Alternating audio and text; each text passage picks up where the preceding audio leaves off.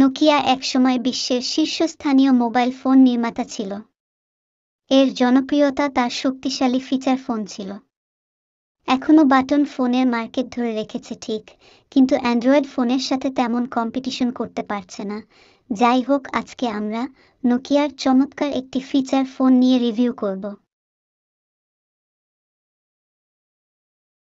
Nokia 63004G feature phone একটি একক এবং দ্বৈত সিম কার্ড ভেরিয়েন্টে TE1294 আসবে এবং KSK বাক্সের বাইরে চালাবে।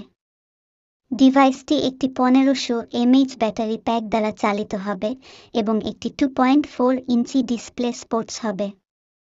হুডের নিচে একটি একক কোর প্রসেসর ও 512 MB অভ্যন্তরীণ স্টোরেজ এবং 4 MB র্যাম, যা ব্যবহারকারীর অনেক ফাইল এবং ডেটা রাখতে পারে।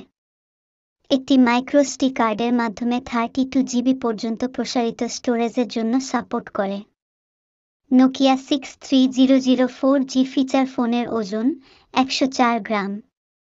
ফিচার ফোনটি LTE গিসমোসমা 4.0 গ্যাপস গ্লোনাস এবং একটি মাইক্রো USB পোর্ট অফার করবে।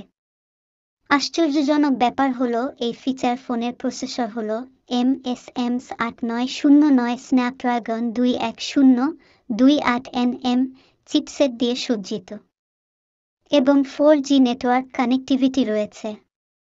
এই স্টাইলিশ ডিভাইসটির পিছনে একটি 0.3 MP ক্যামেরা রয়েছে এবং সামনের দিকে কোনো ক্যামেরা নেই। সবচেয়ে খারাপ বিষয় হলো এটার প্রাইস পয়েন্ট। এটার প্রাইস হচ্ছে 5200 টাকা। এই যুগে কেউ এত দামে এই ফোন কিনবে না, কারণ এই প্রাইসে এই সময় অ্যান্ড্রয়েড ফোনও পাওয়া যাচ্ছে। আজকে এই পর্যন্ত। আমাদের চ্যানেল নতুন হলে সাবস্ক্রাইব করে রাখবেন। ধন্যবাদ।